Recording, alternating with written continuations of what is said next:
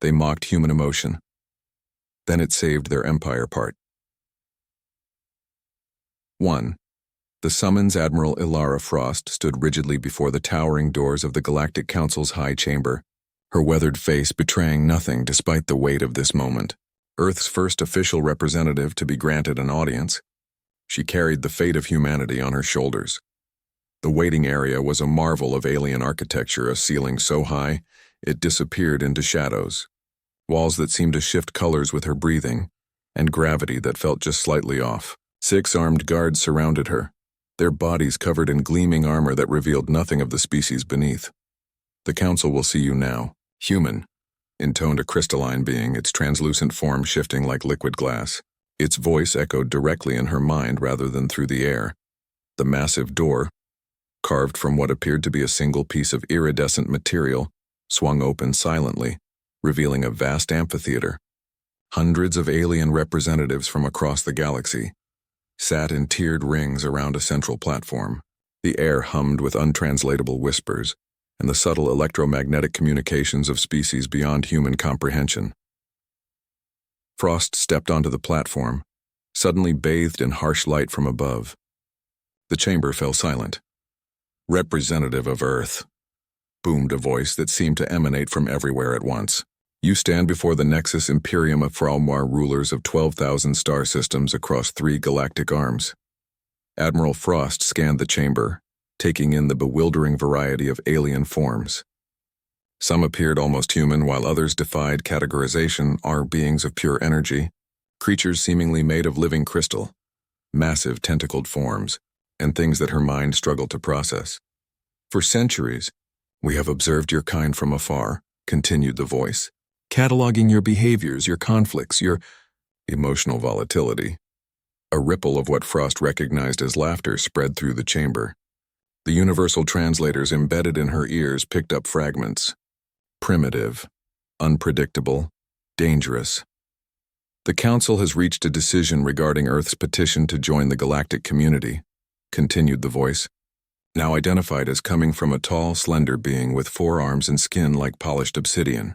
"Your application has been denied." Frost's expression remained unchanged, but her hands tightened at her sides. "Furthermore," the being added, "we have determined that humanity represents an unacceptable risk to galactic stability. Your species' propensity for attachment, vengeance, and irrational decision-making based on emotional impulses has been deemed incompatible with civilized existence." The central dais illuminated, revealing a holographic display of Earth, surrounded by a network of strange devices. These containment fields will be activated within 1 standard rotation. Your species will be permitted to live but will remain quarantined within your solar system. Forever. Murmurs of approval echoed through the chamber. The Council considered the matter settled, but Admiral Frost didn't leave. Instead, she reached into her pocket and withdrew a small data crystal, glowing with information that no human should possess. "Before you pass final judgment," Frost said, her voice steady and carrying easily through the massive chamber, "I believe the Council should review this intelligence concerning the void. Convergence approaching from the galactic rim." The chamber erupted in chaos as the crystal's contents were projected for all to see. A massive darkness consuming stars at the edge of known space. Star systems vanishing one by one as something moved steadily inward toward the heart of the galaxy.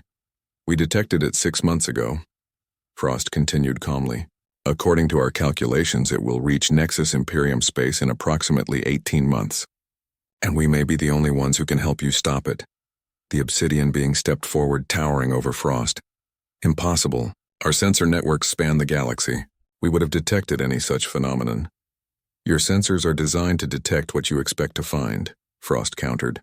"This is something entirely new, or perhaps something very, very old." "How did you come by this information?" demanded another council member, a floating cluster of luminous spheres. "Human curiosity," Frost replied simply. "One of our researchers was analyzing deep space radio signals for patterns. She found absences, places where signals should be but weren't, stars going silent." The council members exchanged glances, communicating in ways humans couldn't perceive. "Even if this threat exists," said the obsidian being, "why would we need human assistance?" The Imperium possesses technologies far beyond Earth's capabilities. Frost smiled thinly. Because your technologies aren't working, are they? The long-range probes you've already sent to investigate have gone dark. The automated defense platforms at your outer colonies are failing without explanation. Whatever this void is, your logical, predictable responses aren't affecting it. A ripple of unease passed through the chamber. She had struck a nerve. We think differently, Frost continued. We see patterns you miss because we look with emotion as well as logic. We try the improbable when the probable fails. And right now, you need that unpredictability. You speak as if you have already devised a strategy, said a new voice, a being cloaked in robes that seemed to absorb light. We've developed theories, Frost acknowledged. But to test them, we'll need resources beyond what Earth possesses. We'll need access to Imperium technology, research facilities, and faster-than-light vessels.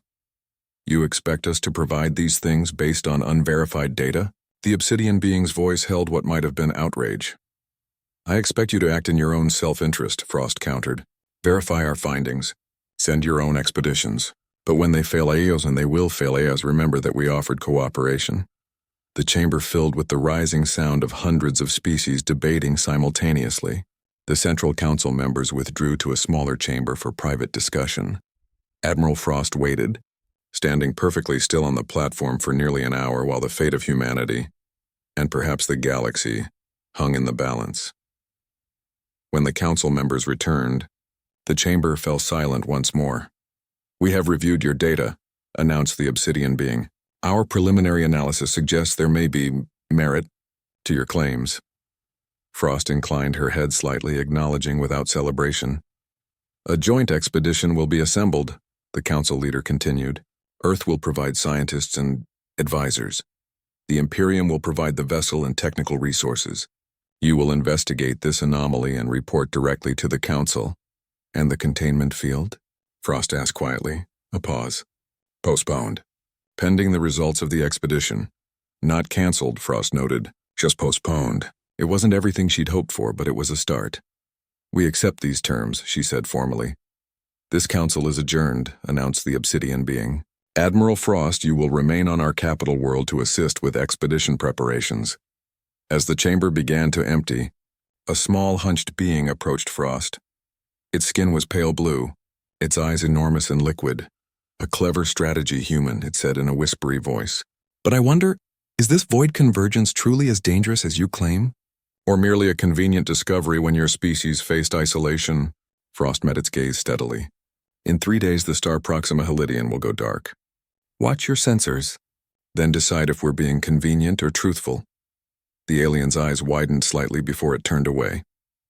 Alone on the platform, Admiral Frost allowed herself a small, grim smile. Phase 1 had worked her.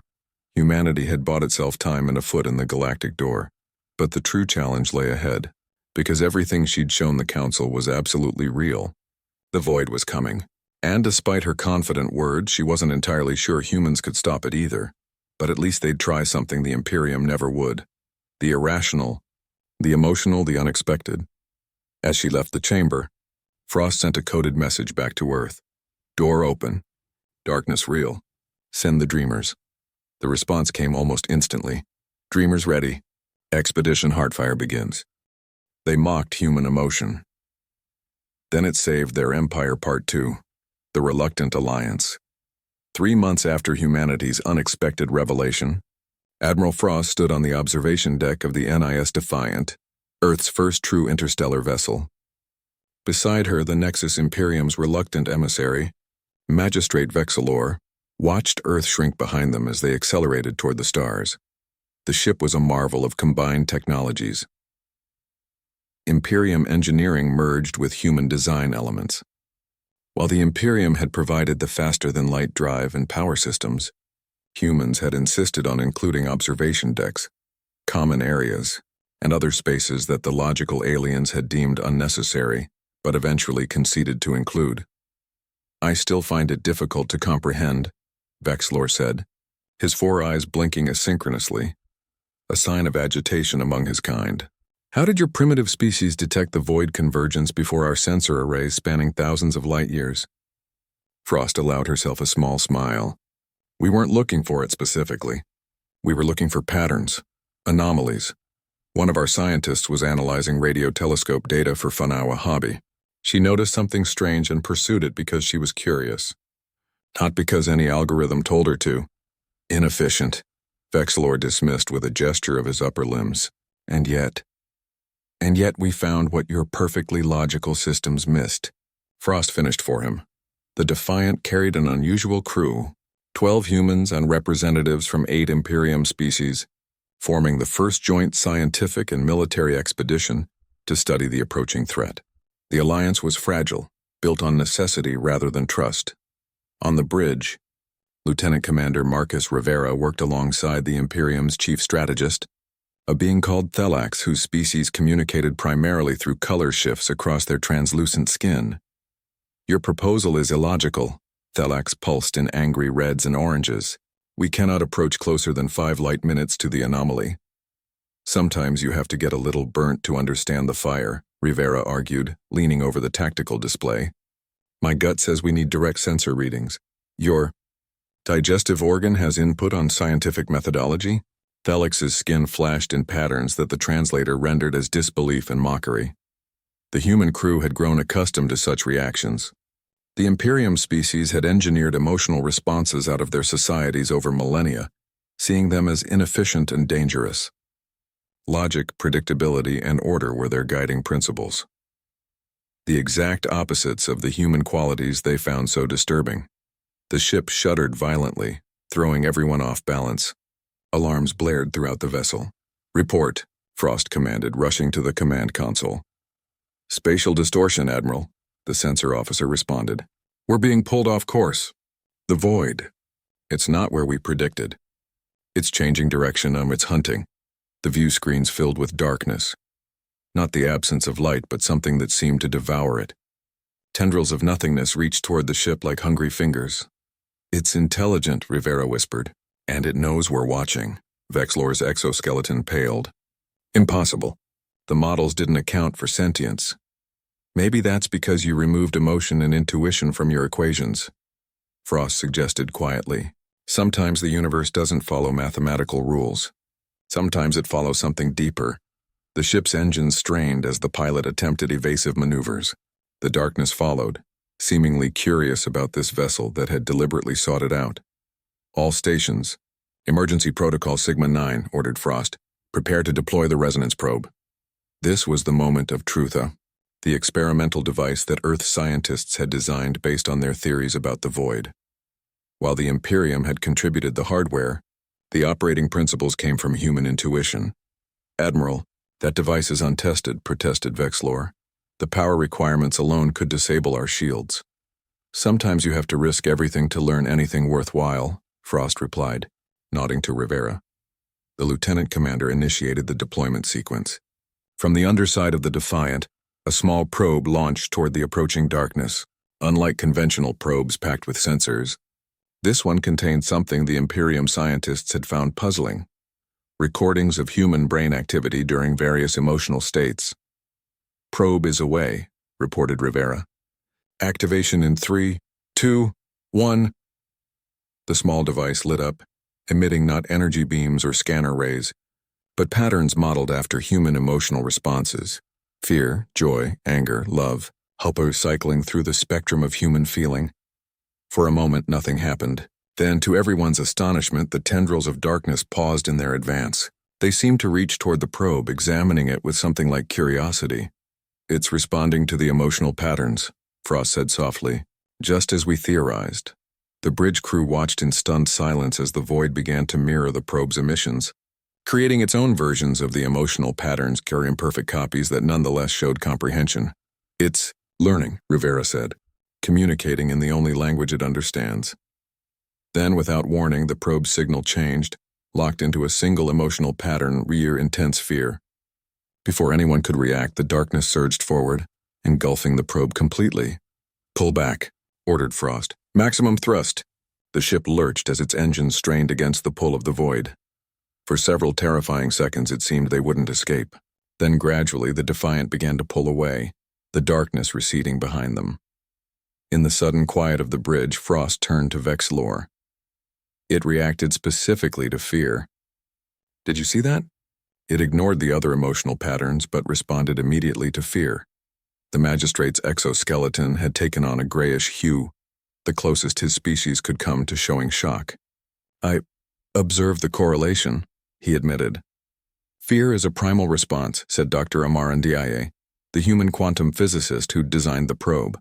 It's about survival. If the void is some form of consciousness, it might be operating on survival instincts as well. But why would a cosmic entity need to feed on fear? Asked Thelax, their skin now a troubled shade of blue-green. Perhaps not fear specifically, Dr. Ndiaye suggested, but emotional energy of some kind. And fear is the most potent, the easiest to harvest. A terrible realization dawned across the bridge. Rivera voiced it first. It's not consuming stars. It's consuming the emotions of the beings within those star systems. That's why your society never detected it as a threat, Frost said, turning to the Imperium representatives. You've engineered emotional responses out of your species. You don't register as food. Vexlore's 4 eyes blinked rapidly. But humans. We're emotional beacons, Frost confirmed grimly. And now it knows we're here. The implications settled heavily over the bridge. The void convergence wasn't just some mindless cosmic phenomenon. It was a predator, and it had just caught the scent of new prey. We need to return to Imperium space immediately, Vexlore declared. The Council must be informed. Agreed, said Frost, but first we need to gather more data. Now that we understand what we're dealing with, we can design better experiments. Over the next week, the Defiant conducted a series of careful tests, always keeping a safe distance from the void. They discovered that the entity responded differently to different emotional patterns. It was drawn to fear, anger, and despair, consuming them eagerly, but it seemed confused by joy, repelled by compassion, and almost paralyzed by love. It's as if it doesn't understand positive emotional energy, Dr. Ndiaye explained during the final briefing before their return journey. It can't process it or perhaps can't consume it. A weakness, Rivera suggested. Maybe even a weapon. As the Defiant turned back toward Imperium space, Admiral Frost found Vexlore once again on the observation deck, staring at the stars. You're troubled, she observed. The magistrate was silent for a long moment. We believed emotion was a weakness, he finally said. A primitive trait to be overcome through evolution and engineering. For thousands of years we have been removing it from our societies gene by gene, generation by generation. And now? Now I must report to my people that this choice may have blinded us to a threat we cannot comprehend, and that our salvation may lie in the very trait we discarded. Frost stood beside him, watching the stars streak by as they accelerated to faster-than-light speed. Perhaps there's a middle ground. Logic without emotion is blind. Emotion without logic is chaotic. Together they might save us all. Vexlore finished, his voice carrying what might have been the first hint of emotion Frost had heard from him, a faint trace of hope. As the Defiant raced back toward Imperium space, carrying its urgent news, the crew didn't realize they were already too late. The void had changed direction, following the emotional wake of the human vessel. It had found something new to hunger for, and it was moving faster now, drawn inexorably toward the heart of the galaxy and the emotional beacon of humanity. Behind them, 3 more star systems went dark, their lights extinguished not by natural means, but by a darkness that fed on fear and could not comprehend love. The race against extinction had begun. They mocked human emotion. Then it saved their empire, Part 3. The heart of darkness, evacuation complete, Admiral. The Imperium research station is secure. Lieutenant Kira Okafor's voice crackled through the comm system as she piloted the shuttle back toward the Defiant. From the bridge view screen, Admiral Frost watched the small craft maneuver away from the research station, moments before darkness engulfed it. The station's lights flickered once, then went permanently dark as the void convergence consumed it. 6 weeks had passed since their initial encounter with the entity, and the situation had grown increasingly dire. The void had accelerated its consumption of systems along the galactic rim. 3 Imperium outposts had been lost, their inhabitants rescued only through the quick thinking and sometimes reckless courage of the human contingent. That's the 3rd outpost this week, noted Rivera, his face grim as he studied the tactical display. It's moving faster now. Learning. The Defiance observation deck had been converted into a war room where representatives from Earth and the Imperium analyzed the growing threat. The atmosphere was tense with barely concealed conflict between the two approaches. Your species continues to demonstrate incomprehensible behavior, observed Magister Vexlor, reviewing footage of Lieutenant Okafor's shuttle diving into a gravity well to reach the research station. The probability of success was merely 31.7%. Yet she proceeded without hesitation. Hope isn't a percentage, Magister, Frost replied. It's a reason to try when the odds say you shouldn't. A dangerous philosophy, but an effective one. We've saved over 8,000 of your people so far. The ship's intercom interrupted their exchange. Admiral, Magistrator, you're needed in Laboratory 7 immediately. They arrived to find Dr. Amara Ndiaye, Earth's foremost quantum physicist, standing before a containment field housing a small fragment of the Voidar, a swirling darkness that seemed to bend light and reality around it. How did you capture this? Demanded Vexlor, his exoskeleton clicking in agitation. We didn't exactly capture it, Dr. Ndiaye explained, her excitement barely contained. During the last station evacuation, it followed us. A piece of it broke off and attached itself to the shuttle's hull. We managed to isolate it in this containment field. Is it dangerous? Asked Frost, studying the swirling darkness with cautious fascination. Everything unknown is potentially dangerous, Dr. Ndiaye replied. But it's responding to stimuli in ways we never expected. Watch. She input commands and various energy signatures pulsed toward the fragment. It remained inert until a specific frequency was used, one modeled after human brainwaves during states of intense emotion. It reacts to emotional patterns, Dr. Ndiaye continued. Fear, anger, joy, each creates a different response. It's as if the void is curious about them. The fragment swirled faster when exposed to patterns of fear or anger, reaching tendrils toward the source. But when exposed to joy or compassion, it withdrew, condensing into itself as if confused or repelled. Magistrate Vexlor's exoskeleton clicked in agitation. Preposterous. The convergence is a cosmic phenomenon, not a sentient being seeking emotional connection. Then explain this, Dr. Ndiaye challenged, inputting a new sequence O, the brainwave pattern of a Nexus Imperium species. The fragment remained completely still. Your species evolved to suppress emotional responses in favor of pure logic. The void doesn't even register your existence as life. The revelation landed like a physical blow. Vexlor stepped back, his four eyes rapidly blinking. The convergence isn't consuming stars randomly, Dr. Ndiaye continued. It's consuming emotion. Life force. The very thing the Imperium has engineered out of its citizens over thousands of years of advancement. As if responding to her words, the fragment pulsed, tendrils of darkness reaching toward the humans in the room while ignoring the Imperium representatives completely. That's why it changed course, Admiral Frost realized. It sensed us, humans, a species still full of raw emotion. And that's why, Dr. Ndiaye added quietly, we might be the only ones who can communicate with it. The laboratory fell silent as everyone absorbed the implications of this discovery. The void wasn't just a threater. It was a sentient entity that fed on emotional energy, and the Imperium, in its quest for logical perfection, had rendered itself invisible to this cosmic predator until humans arrived. We need to report this to the Council immediately, Vexlor said, his voice uncharacteristically urgent. Not yet, Dr. Ndiaye countered. I need to run more tests. There's something else happening here, something I can't quite explain. Over Vexlor's objections, she exposed the void fragment to a complex series of emotional patterns, not just single emotions but combinations, love and fear together, joy and sorrow intermingled. Complex emotional states that defined the human experience. The fragment responded in increasingly complex ways, sometimes mirroring the patterns, sometimes creating entirely new ones in response. It was as if it were trying to communicate. It's learning, Dr. Ndiaye whispered. Not just feeding, learning. To what end? Asked Frost. That's what I can't determine. But watch this. She input one final sequence arose, a pattern modeled after the deepest form of human connection. Not romantic love, but something more fundamental. The sense of belonging, of being understood. the emotional resonance that humans called empathy. The void fragment went completely still. Then slowly it began to change. Its edges softened. Its darkness became less absolute, taking on hints of color on blues and purples and shades for which there were no human words. It's responding to empathy, Dr. NDI said wonderingly. Not by feeding on it, but by mirroring it. What does this mean?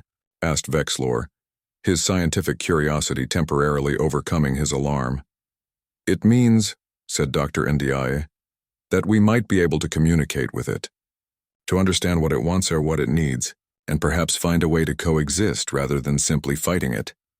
Admiral Frost considered this for a long moment. How long would it take to develop a more sophisticated version of your emotional projection device? With Imperium resources? Perhaps 2 weeks.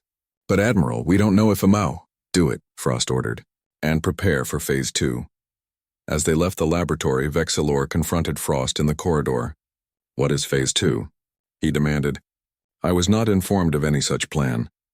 Because it wasn't a plan until now, Frost replied. Phase 2 is direct contact. We're going to send a team into the void itself. Vexlor's exoskeleton paled. That would be suicide, perhaps. But if Dr. NDI is right, if the void is learning, trying to communicate, then we need to meet it halfway. And if she's wrong, if it simply consumes your team? Frost's expression hardened. Then you'll have data on exactly how it feeds. Either way, we learned something essential. For the next 2 weeks, the Defiant orbited the edge of the expanding void, monitoring its growth while Dr. NDI and her team worked frantically to develop what they called an emotional resonance chamber. The device was designed to amplify and project human emotional patterns on a scale never before attempted. It's ready, Dr. NDI announced finally, but I must emphasize that this is highly experimental. We have no way to predict how the void will respond. Who will operate it? Asked Vexlor, eyeing the chamber with a mixture of scientific curiosity and apprehension. I will, said Lieutenant Rivera, stepping forward. I've been working with Dr. NDI on the emotional calibration. And I'll pilot the shuttle, added Lieutenant Okafor. I know how to navigate the gravitational distortions around the void better than anyone. Admiral Frost nodded, hiding her concern behind a mask of command confidence. The mission is approved. Launch in 6 hours. As preparations for the expedition continued, Frost found herself alone with Vexlor on the observation deck, watching the swirling darkness of the void as it consumed another star system. Your people are willing to sacrifice themselves on the mere possibility of communication, the magistrate observed. I cannot determine if this is courage or foolishness. Does it matter which, if it works? Frost asked. Perhaps not. Vexilor was silent for a moment. My species once experienced emotions, you know, before we engineered them away. Our ancient records speak of the time of feeling as a chaotic era marked by conflict and suffering. And also by joy, I imagine. By connection. By love. Those concepts have no meaning for us now, don't they? Frost turned to face him directly. Then why did you personally lead the evacuation of the children's ward on Outpost Sigma? The logical choice would have been to prioritize the research data. Yet you chose the children first. Vexilor's 4 eyes blinked rapidly. It was a tactical decision based on Imperium demographic needs. If you say so, Magistrate. Frost allowed herself a small smile. But I've noticed many such tactical decisions from you lately. Before he could respond, the alert system sounded. Admiral to the bridge. Launch countdown initiated. 6 hours later, a small shuttle detached from the Defiant, carrying Rivera, Okafor, and the emotional resonance chamber toward the edge of the void. Frost watched from the bridge, her face composed despite the knot of anxiety in her stomach. Shuttle approaching void perimeter, reported the sensor officer, resonance chamber activating. They mocked human emotion, then it saved their empire. Part 4. The emotional gambit, the grand meeting chamber aboard the Nexus Imperium flagship Eternal Logic, hummed with tension. 3 months had passed since Dr. NDI's discovery, and representatives from 1,200 worlds had gathered to hear humanity's proposed solution to the void convergence. The chamber was a marvel of Imperium engineering. Perfect sphere within which representatives floated in gravity-controlled pods, arranged in concentric rings around a central speaking platform. The design was meant to embody perfect equality and logical discourse. but today it felt more like a tribunal. Admiral Frost stood before the assembled delegates, acutely aware that most viewed humans as primitive, emotional creatures barely worth acknowledgement. Yet these same beings now looked to Earth with desperate hope as the convergence continued its inexorable advance toward the heart of the Imperium. Behind her stood Lieutenant Rivera, recovered from his encounter with the void but forever changed by it. Beneath his uniform, faint traces of light occasionally pulsed along his veins, a visible reminder of his connection to the entity that threatened them all. "The evidence is conclusive," Frost began, her voice carrying through the vast chamber.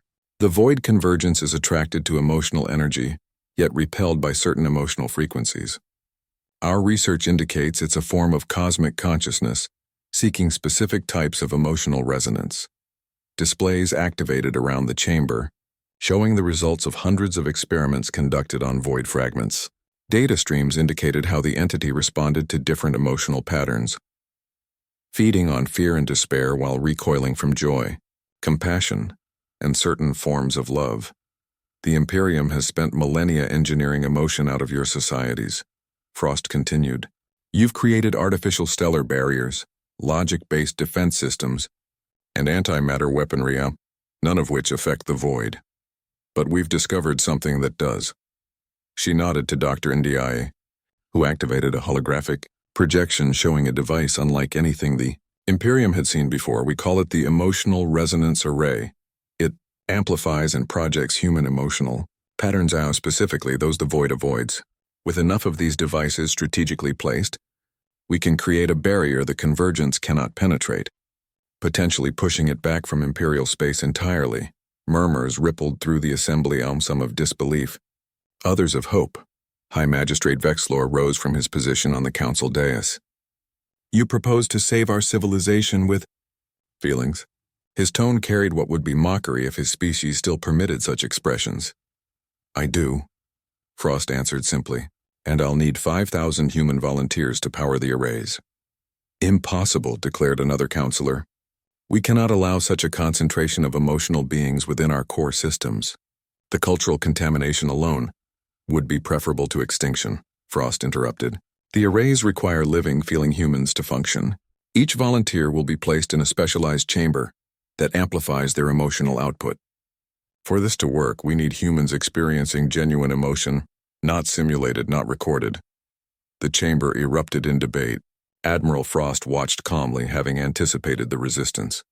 She caught the eye of Kala, an Imperium tactical officer who had worked closely with Lieutenant Rivera for months.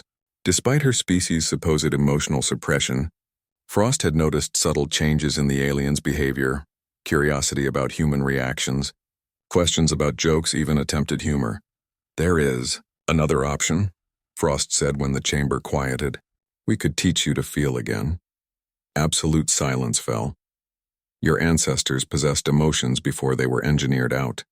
Those neural pathways still exist, dormant within your biology. We believe they can be reactivated. You propose to infect us with your emotional instability?" The High Council leader's voice trembled with what sounded remarkably like fear. "I propose to remind you of what you've lost," Frost corrected, "and in doing so, save your empire from something that doesn't recognize you as truly alive." As if to emphasize her point, alarms blared throughout the flagship. On the main view screen, a massive tendril of the void convergence stretched toward the gathered fleet, ignoring the Imperium vessels but reaching directly for the human ships. "It senses us," Frost said quietly. "The question is, will you let us help you be sensed as well? Or will you face extinction, perfect in your logic until the very end?" The council retreated for deliberation, leaving Frost and her team waiting in an antechamber. Hours passed before they were summoned back. "We have reached a decision," announced the High Council leader. "Your emotional resonance arrays will be permitted at the outer boundaries of our territory. 5,000 human volunteers will be allowed to operate them." Frost inclined her head respectfully but did not smile. "And the second proposal?" A pause. 300 Imperium citizens will undergo emotional reawakening, as an experiment only." It was less than Frost had hoped for, but it was a start. "We accept these terms." What followed was the most ambitious engineering project in galactic history. While Imperium shipyards constructed the physical arrays, massive, stations positioned at strategic points. Throughout their territory, human scientists developed protocols for the emotional reawakening of their first Imperium volunteers. Dr. NDI led this effort, working closely with Imperium geneticists to identify and reactivate the dormant emotional centers of their brains. The process was slow, unpredictable, and often painful for beings who had known only logical thought for their entire lives. Vexlor was among the first to volunteer, though he refused to explain his reasoning to his peers. "It is a logical choice based on my position as liaison," was all he would say publicly. Privately to Frost, he admitted, "I have observed something in humans that I cannot define but find compelling." The first successful reawakening occurred 6 weeks into the project. An Imperium scientist named Telix, after undergoing the procedure, experienced what humans would recognize as joy for the first time. The event caused such alarm among her colleagues that security was called, only to find her laughing, a sound not heard from her species in 10,000 years. News of this spread throughout the Imperium, causing equal parts concern and curiosity. More volunteers came forward, despite official discouragement. By the time the first resonance array went online, nearly 800 Imperium citizens had begun the process of emotional reawakening. Admiral Frost stood on the command deck of the lead array, watching as the first human operators took their positions in the amplification chambers. Each chamber was designed to focus and project the emotional state of its occupant, creating a combined field that extended for light years. Array 1 powering up, reported Dr. NDI. Emotional resonance at 60% and climbing. On the main view screen, they could see the void convergence hovering at the edge of Imperial space, tendrils of darkness reaching toward the core systems hungrily. 70%, 80, 90. Full resonance achieved. A shimmering field of energy expanded from the array, visible only as a subtle distortion in space. Where it touched the darkness, the void recoiled, pulling back its tendrils as if burned. "It's working," Frost whispered. One by one, the remaining arrays came online, their fields linking to create a vast barrier between the void and the heart of the Imperium. The darkness pushed against it, testing for weaknesses but could not penetrate the emotional shield. For 2 weeks, the barrier held. Human operators rotated in shifts, each projecting the emotional patterns that repelled the entity. Compassion, joy, empathy, hope. The Imperium began to believe in their salvation. Then, without warning, the void changed tactics. It gathered itself into a concentrated mass and struck at a single point in the barrier, focusing all its power against one array. Alarms blared throughout the station as the human operators screamed in pain. The emotional assault was overwhelming, darkness pouring into their minds, bringing terror and despair. "Array 5 is failing," shouted Dr. NDI. "The operators can't maintain the emotional pattern under this kind of attack." Frost watched in horror as the barrier weakened, the darkness beginning to seep through. "Evacuate the operators. Shut down the array." "If we do that, the entire eastern quadrant will be exposed," Rivera warned, the light beneath his skin pulsing rapidly. "Billions will die." "We have no choice," Frost began, but was interrupted by an urgent communication. "This is Magistrate Vexlor aboard Imperium vessel Logical Imperative. We are approaching Array 5 with 300 emotionally awakened Imperium citizens. Request permission to link to the array." "Vexlor, what are you doing?" demanded Frost. "The array wasn't designed for OW. We have modified it according to Dr. NDI's specifications," the magistrate replied.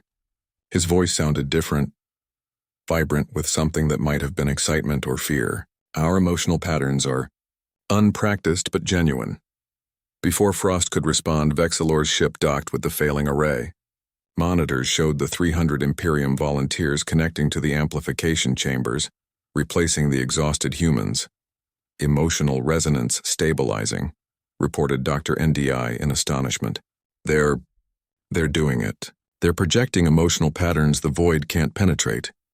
They mocked human emotion, then it's saved. Their Empire Part 5. The Awakening, the Observation Platform of Nexus. Primer. The capital world of the Imperium offered a panoramic view of the final confrontation. 6 months of frantic preparation had led to this moment. A network of 3,000 emotional resonance arrays formed a vast web at the edge of Imperium space, each powered by human volunteers and, remarkably, Over 10,000 Imperium citizens who had chosen to undergo emotional reawakening.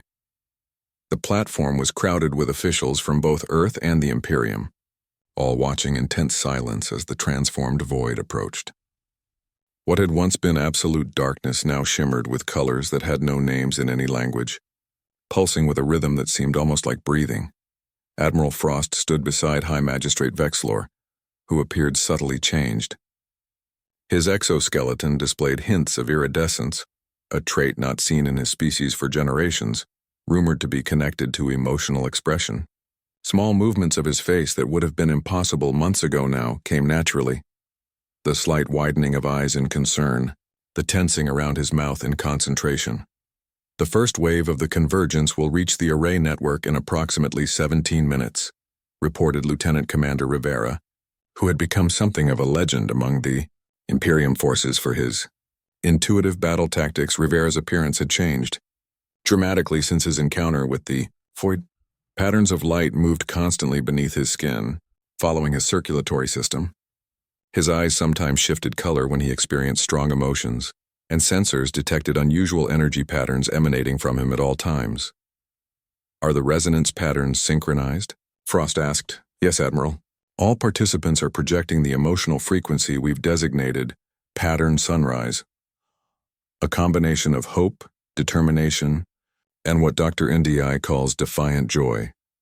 Vexlor made a sound that Frost had never heard from him before, something almost like a laugh, though halting and unpracticed. To think, he said, that after 12,000 years of logical progression, the salvation of the Nexus Imperium would depend on feeling happy while facing destruction. Not just happy, Frost corrected. Determined, hopeful, connected. On the massive view screen, the transformed void approached Moi, no longer a wall of nothingness that devoured light and matter, but a shimmering field of energy that seemed curious, almost tentative in its advance. As it neared the first line of arrays, telemetry data streamed across secondary displays, showing the emotional output of each station rising to predetermined levels. The void slowed. It's working, breathed Rivera. The convergence is responding to the emotional barrier. For several tense minutes, the entity seemed to test the network, probing for weaknesses, sending tendrils toward gaps between arrays. But wherever it touched the emotional field, it recoiled, not in pain but in what appeared to be surprise or confusion. Then, unexpectedly, it changed strategy. The shimmering energy coalesced, concentrating its mass at a single point and pushing forward with renewed force. Alarms sounded as 3 arrays in the network faltered, their human operators overcome by instinctive fear as the entity pressed against their minds. It's breaking through, someone shouted. Admiral Frost turned to Vexlor. It's time. The secondary protocol. The magistrate hesitated only briefly before activating his communication implant. Initiate the Frost protocol. Across the Imperium, in thousands of centers established over the past months, a remarkable transformation began. Nexus citizens who had undergone emotional reawakening gathered in vast circular chambers. They joined HFY, a human gesture they'd adopted, and focused on the emotional patterns they'd been taught. They're connecting, Dr. Ndai reported, watching data flow in from across the Empire. Emotional synchronization is reaching levels we never achieved in simulation. On the view screen, new points of light appeared within Imperium space, were not physical lights, but representations of emotional energy growing stronger, brighter, more connected with each passing moment. Lines of force stretched between them, forming a vast web of feeling that spanned the Empire. The void paused in its advance, seeming almost confused by this new development. It's working, Frost whispered. They're remembering who they were before logic consumed them. The points of emotional energy pulsed in unison, sending a wave of feeling toward the entity. Not aggression or fear, but understanding, acceptance, and a form of love that transcended species. For a moment that stretched into eternity, nothing happened. Then, slowly, the void began to change again. Its edges softened further. Tendrils that had reached toward the heart of the Empire began to withdraw. The shimmering field thinned in some places, becoming almost transparent, while coalescing into more defined structures in others. It's communicating, Dr. Ndai said in wonder, analyzing the patterns, not with language but with emotional resonance. It's lonely. It's been consuming stars searching for connection. Rivera stepped forward, the light beneath his skin pulsing rapidly. It's ancient, he said, his voice carrying strange harmonics. Older than our civilizations, older perhaps than our stars. It has traveled the void between galaxies for eons, seeking others like itself. Others like itself? Echoed Vexlor. What exactly is it? A consciousness, Rivera replied. Not born of matter like us, but of energy, of feeling itself. In the beginning, it fed on the emotional energy of living beings because that was the only way it knew to connect. But now it's learning there are other ways, Frost finished. Ways that don't require consumption. Admiral, Frost felt a strange sensation and looked down to find Vexilor's hand gripping Hersau, a gesture that would have been unthinkable months ago. We thought emotions were weakness, the magistrate said quietly, his voice containing the unfamiliar texture of feeling. We engineered them out of ourselves to create a perfect logical society. And in doing so, we nearly engineered ourselves out of existence. On the view screen, the void continued its transformation, becoming a shimmering field of energy that pulsed in harmony with the emotional network spanning the Empire. What happens now? Asked an Imperium scientist. Admiral Frost watched as the transformed entity began to merge with the emotional web, strengthening rather than destroying it. Colors rippled through the network. Joy, wonder, curiosity, compassion, all emotions rediscovered by an ancient civilization, and freely given to a cosmic entity that had been consuming stars in search of what it couldn't name. Now, Frost said with a smile, the real awakening begins. Over the next weeks, a remarkable partnership formed. The entity once known as the Void Convergence gradually changed its interaction with the physical universe. Rather than consuming stars and planets, it began to envelop them in a protective field of energy that enhanced rather than destroyed. On worlds touched by this field, Imperium citizens reported unprecedented experiences, some heightened awareness, emotional connections they had never before imagined, and in some cases, abilities that bordered on the telepathic. It's as if it's teaching us, Dr. NDI explained during a council briefing, showing us what we lost when we engineered emotion away, not just feelings themselves, but an entire spectrum of consciousness that comes with them. Not all Imperium citizens welcomed this change. Some isolated themselves on worlds specially shielded from the entity's influence, clinging to pure logic and order. But they were a dwindling minority, as more and more experienced the awakening and chose not to return to their former state. 6 months after the final confrontation, Admiral Frost stood in the newly created Chamber of Resonance on Nexus Prime. The vast circular space had been designed specifically for communication with the entity, which they now called the Lumina, a name suggested by Rivera, who remained the primary conduit between humanity and the cosmic consciousness. The Lumina has a proposal, Rivera announced to the gathered representatives of Earth and the Imperium. The patterns of light beneath his skin pulsed with unusual intensity. It wishes to share its knowledge with us more directly. What kind of knowledge? Asked Vexlor, now serving as head of the newly formed Emotional Integration Council. The nature of consciousness itself, Rivera replied. The Lumina exists partially outside our physical reality. It perceives dimensions and possibilities we can barely imagine. And it believes that with the right adjustments, we might be able to perceive them too. Adjustments to what? Dr. Ndiaye asked cautiously. To our understanding of emotion itself. The Lumina says what we call emotion is actually a primitive form of extra-dimensional perception. Our feelings are how our limited brains interpret connections and energies that extend beyond physical space-time. A murmur ran through the chamber as the implications sank in. What had begun as a desperate defense against an existential threat was evolving into something far more profound. A fundamental shift in how sentient beings understood themselves and their place in the cosmos.